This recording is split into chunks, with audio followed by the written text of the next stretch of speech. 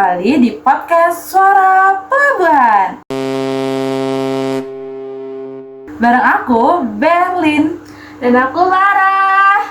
Hari ini kita ngobrol-ngobrol santai nih tentang wawasan sejarah dengan topik apa ya? Apa tuh topiknya, Kak? Kamu tahu Pulau Bali gak sih? Aku tahu, Pulau Dewata bukan sih? Oh iya, yang terkenal itu yang orang-orang bule.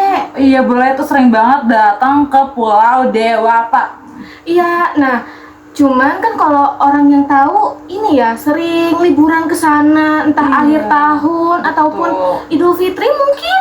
Iya, bisa jadi lagi Chinese New Year atau lagi honeymoon. Biasanya orang iya. sering ke Bali. Benar. Nah, mungkin yang jarang dibahas akan dibahas di sini. Bukan sekadar cuma pelabuhan, tapi sebenarnya tuh ada pintu masuk budaya, sejarah, dan ekonomi buat Pulau Dewata, Bali. Itu hal-hal yang nggak kalian tahu kan, makanya next ikutin podcast kami ya, stay tune. Ya, mungkin kalau misalkan di Pelabuhan Bali sering mendengar dengan nama Pelabuhan Gilimanuk ya, yang dimana di situ tuh jalur utama dalam perdagangan mungkin dari Pulau Jawa ke Pulau Bali. Betul, tapi sebenarnya tuh Bali punya beberapa pelabuhan loh, dan fungsinya itu beda-beda. Yang pertama tuh ada di Gilimanuk, Padangbai, Benoa, sampai pelabuhan-pelabuhan kecil yang menuju Nusa Penida dan Gili. Tahu kan Nusa Penida, pulau indah yang ada di Bali? Oh, berarti banyak banget ya pulau-pulaunya. Nah, selain itu juga tiap pelabuhan itu memiliki cerita yang tidak kalah menarik selain transportasi, dan juga di situ ada sejarahnya dan dinamika masyarakat di sekitarnya. Nah, kita mulai dari Pelabuhan Gilimanuk dulu ya. Jadi pelabuhan ini tuh tersibuk ada di Bali. Pelabuhan paling tersibuk, so sibuk kali ya. Oke. Karena jadi penghuni utama di Bali dan di Jawa lewat Selat Bali. Nah, yang menariknya ini Gilimanuk bukan tempat orang dan kendaraan yang nyebrang, tapi di sekitarnya itu mempunyai situs purbakalanya. Salah satunya itu kubur prasejarah di Gilimanuk itu. Nah, jadi sebenarnya itu wilayah di Gilimanuk itu sudah lama yang dihuni oleh manusia sejak ribuan tahun yang lalu. Jadi sudah ada lama ya. Iya ya, ternyata, dan sangat menarik banget, ada kuburan guys. Cakepnya. Dari aktivitas pelabuhannya juga bikin Gilimanuk berkembang dari menjadi kota kecil yang hidup 24 jam 24/7 24 Hours. Nice. hours 7 sih.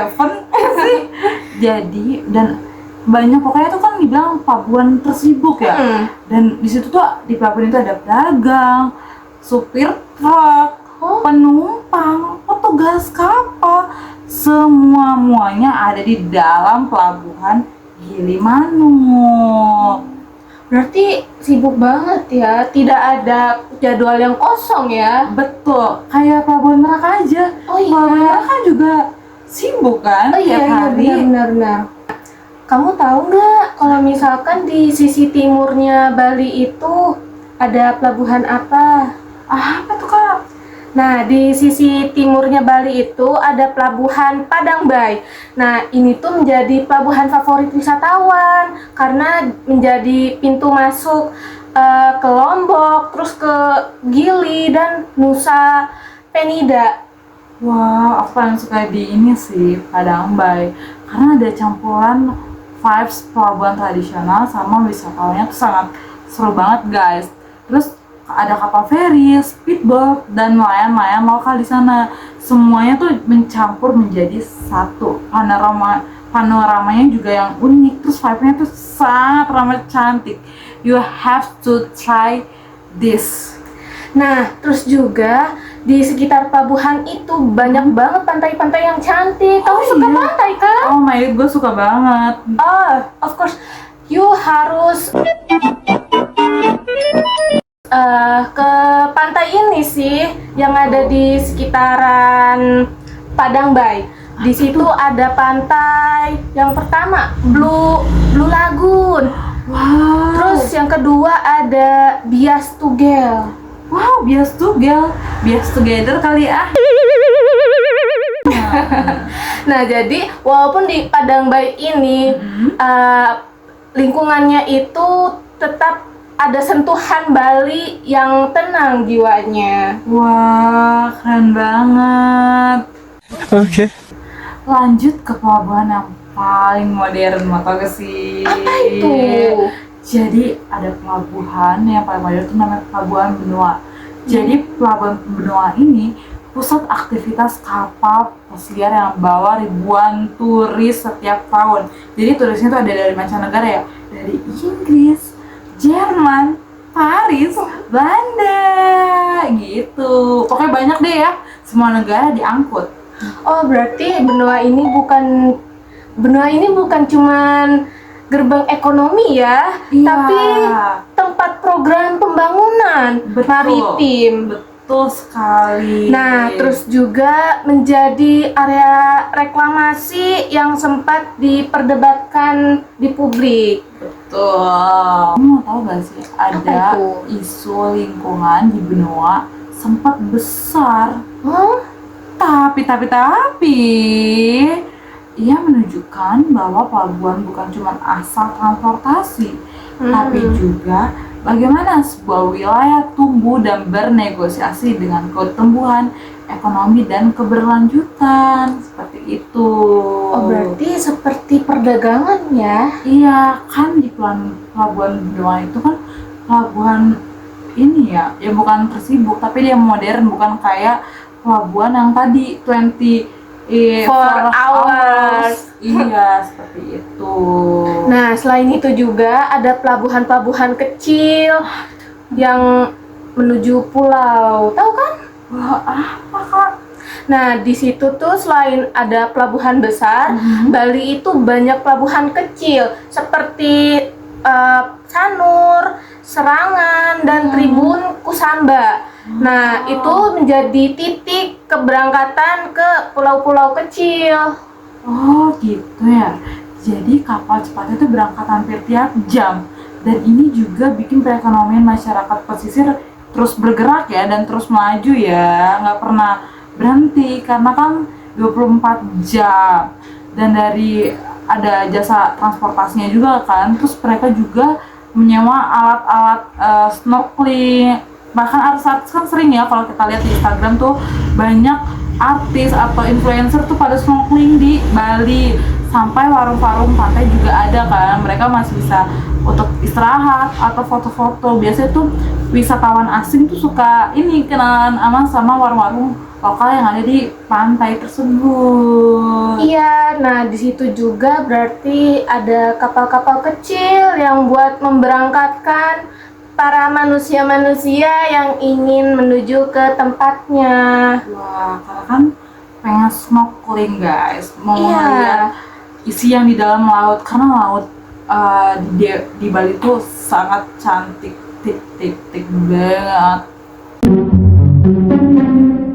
Nah, selain itu juga bagian serunya itu membentuk perdagangan, jaringan kecil yang menghubungkan pariwisata, lalu ekonomi lokal dan juga mobilitas. Saya pikir pelabuhan di Bali ini kayak miniatur kehidupan Bali gak sih guys? Ada yang tradisional, ada yang wisata banget, dan juga ada yang modern. Pokoknya dijadiin satu gitu guys. Nah, itu semua saling keterkaitan loh, ada kaitannya. Wow. Nah, lalu pelabuhan itu bukan hanya tempat-tempat pergi, tetapi juga ruangan perjumpaan.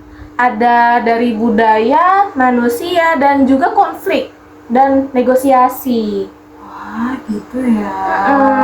Nah, pelabuhan itu tuh sebenarnya nadi yang menghubungkan Bali dengan dunia luar, baik lewat barang, orang maupun ide. Gitu. Nah, mungkin obrolan kita tadi nih tentang pelabuhan-pelabuhan di Bali menjadi pengetahuan Yes. yang lebih luas. Tuh, nambah wawasan kan guys? Nah, mungkin siapa tahu dengan kita mengobrol tentang pelabuhan Bali ini, kita bisa berangkat ke Bali dengan naik Amin. kapal Oh my God, atau seru banget. lewat pesawat. Ya, karena banyak banget ya. Sebenarnya Bali itu juga salah satu sektor pariwisata yang memajukan ekonomi di Indonesia. Karena sebenarnya banyak sih wisata-wisata di daerah lainnya. Tapi kan yang sering berkunjung tuh orang luar negeri tuh yang tahu Sering ke Indonesia. Bali. Iya, orang luar negeri cuma tahu Indonesia tuh yang I know Bali, I know Bali Island, kayak because Bali Island so beautiful. Dan juga di situ ada aksesoris Kak, kayak I love Bali. Iya, betul. Biasanya orang-orang luar negeri tuh suka beli kayak gitu. Buat jadi oleh-oleh ya. Iya, betul. Ya mungkin itu saja podcast dari kami berdua. Thank you for watching for We Are Us Podcast. See you, bye bye. See you.